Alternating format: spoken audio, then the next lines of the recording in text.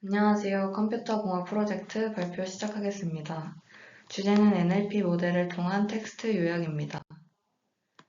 TLDR이란 Too Long Didn't Read를 줄임말로 너무 길어서 모든 걸 읽지 않는다는 의미를 나타냅니다. 많은 미디어 매체에서 접하게 되는 다양하고 방대한 텍스트들은 지식을 넓히는 데 유용하지만 필요한 정보를 추출하는 데 소요되는 시간과 비용이 증가하면서 텍스트 요약에 대한 필요는 점차 커지게 되었습니다. 이에 따라 ATS라는 개념이 등장했는데요. ATS란 자동으로 문서를 요약하는 기술을 말합니다. ATS의 목표는 긴 글을 중요한 정보를 포함시키되 짧게 요약하는 것으로 사용자가 원문을 다 읽지 않아도 핵심 내용을 파악할 수 있게 하는 것입니다. 간단하게 설명드리자면 인풋으로 원문을 넣으면 모델을 통해 문장들을 분해하고 중요도를 파악해 요약된 문장을 아웃풋으로 나올 수 있게 하는 구조입니다. ATS는 도서 요약, 뉴스 요약, 이메일 요약 등의 문서 요약뿐 아니라 감정 분석 등 여러 가지 분야의 업무에서 활용할 수 있습니다. 텍스트 요약은 여러 가지 기준으로 분류될 수 있습니다. 먼저 왼쪽과 같이 입력 형식에 따라 분류할 수 있는데요. 주어진 텍스트 문서가 하나인 경우와 여러 개인 경우로 나눌 수 있습니다. 다음으로 아래쪽과 같이 요약의 목적에 따라 분류할 수 있습니다. 주어진 텍스트의 전체적인 내용을 담고 있는 요약문을 만드는 경우와 특정 도메인이나 주어진 지리와 관련된 내용을 담은 요약문을 만드는 경우로 나눌 수 있습니다. 마지막으로 오른쪽과 같이 요약 방식에 대해 분류할 수 있습니다. 추출형과 생성형으로 분류되는데 추출형은 주어진 텍스트에서 중요한 문장들을 선별하고 이를 연결하여 요약문을 만들고 생성형은 주어진 텍스트를 분석해 원문을 기반으로 새로운 요약문을 생성하는 방식입니다. 본 프로젝트에서는 문서 요약 모델인 버트와 바트를 비교해보고 한글 요약 모델을 실습해보았습니다. 버트와 바트를 설명하기에 앞서 트랜스포머에 대한 구조를 간단히 말씀드리겠습니다. 트랜스포머는 기존 RNN을 대체하기 위해 구글에서 발표한 딥러닝 모델로 정보를 추출할 수 있는 인코더와 글을 생성할 수 있는 디코더 구조를 사용하고 있습니다.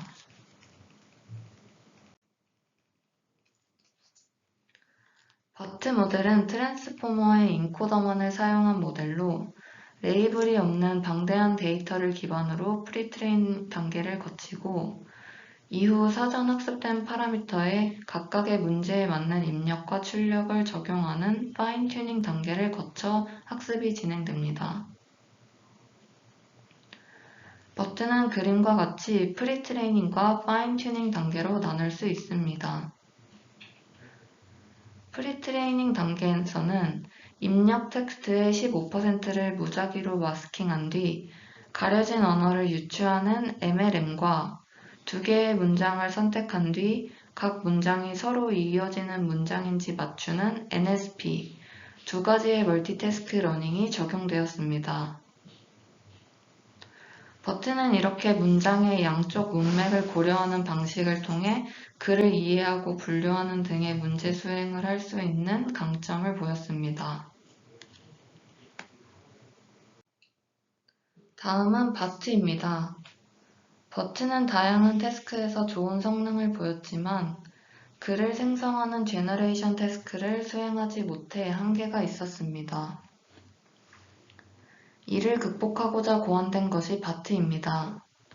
바트는 양방향 문맥 정보를 파악하는 인코더와 글을 생성하며 문장에 대한 이해도를 높이는 오토 리그레시브 디코더로 구성되어 있는 시퀀스 투 시퀀스 모델입니다.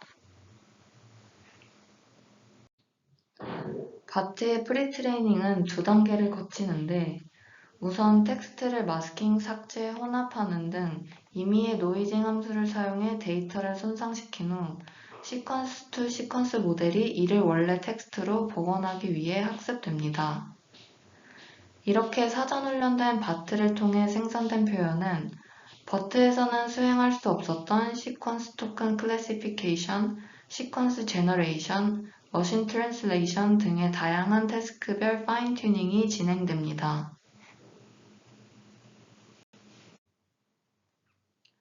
코바트는 앞서 말씀드린 바트를 응용해 만들어진 한국어 인코더 디코더 모델입니다.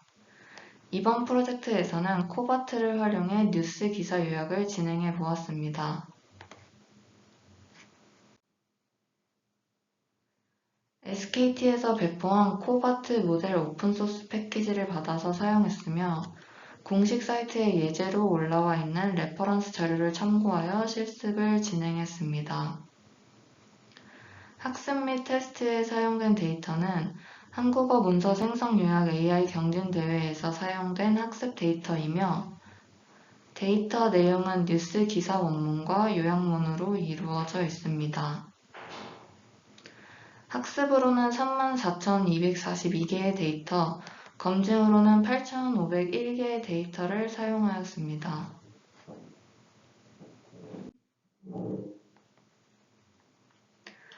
모델 학습 결과 트레인 로스와 밸리데이션 로스가 점점 감소하는 모습을 확인할 수 있었고, 각각의 모델로 요약이 얼마나 잘 되는지 확인해 보았습니다.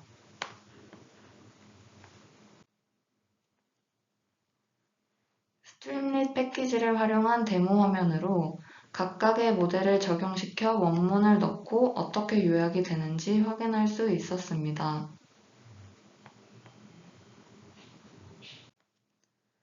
모델별로 3가지 기사를 인풋으로 넣고 테스트를 해보았는데요.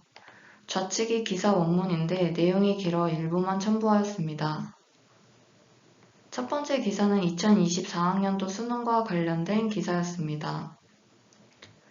에폭별 요약 결과를 비교해 보았을 때 점점 문장이 자연스러워지는 것을 볼 수 있었으며 네이버 뉴스 요약법과 비교했을 때 킬러 문제가 없었지만 변별력을 갖췄다는 평가를 받았다는 내용은 동일하게 잘 요약된 것을 확인할 수 있었습니다.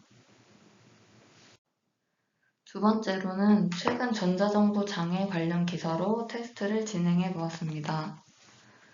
이번 에폭 모델에서는 뭔가 부자연스럽고 같은 내용이 한 번 더 나오는 모습이 있었고 4번 에폭 모델에서는 자연스럽게 정돈된 문장으로 요약된 내용을 볼 수 있었습니다. 네이버 뉴스 본문 요약법과 비교했을 때도 문장 수의 차이는 있지만 전반적으로 잘 요약된 것을 확인할 수 있었습니다. 세 번째로도 두 번째와 같은 주제인 전자정보 장애 관련 기사로 테스트를 진행해 보았습니다. 0번 에폭은 자연스러워 보이나 날짜나 시간 같은 상세 내용은 포함되어 있지 않았고 2번 에폭은 날짜가 포함되어 있지만 실제 오류가 발생한 17일이 아닌 서비스가 재개될 20일을 업무 셧다운 날짜로 파악하는 모습이 확인되었습니다. 4번 에폭은 서비스 재개일을 정확히 파악하였고 문장도 자연스럽게 요약된 것을 볼 수 있었습니다. 테스트 결과를 정리해보면 더러 반복된 문장이 보이고 문장이 마무리되지 않거나 정보에 오류가 있는 부분이 보였습니다.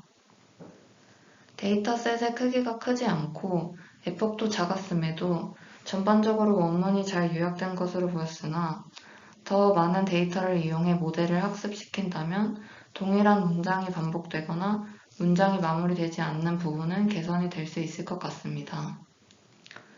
추가로 학습시킬 데이터로는 AI허브에서 제공하는 문서 요약 데이터이며 신문 기사뿐 아니라 잡지 기사, 법원 판결문 등 다양한 종류의 텍스트가 있어 학습에 활용하면 퍼포먼스가 더 좋아질 것으로 예상됩니다. 또한 두 번째와 세 번째 기사는 동일한 주제에 대한 다른 언론사의 기사였습니다. 같은 주제에 대해 다양한 기사를 한 번에 요약할 수 있다면 한 주제에 대해 더 풍부한 내용을 함축시킬 수 있을 것으로 예상됩니다. 여기서 전반의 텍스트 요약 분류 내용에서 말씀드린 MDS 개념을 활용해 볼 수 있을 것 같은데요. 코버트의 경우에는 최대 문맥 크기의 제약이 있어 MDS를 처리하기에는 부족해 같은 인코더 디코더 모델 중 처리가 가능한 모델에 대해 학습하여 활용할 수 있을 것 같습니다. 참고한 자료입니다. 이상 발표를 마치겠습니다.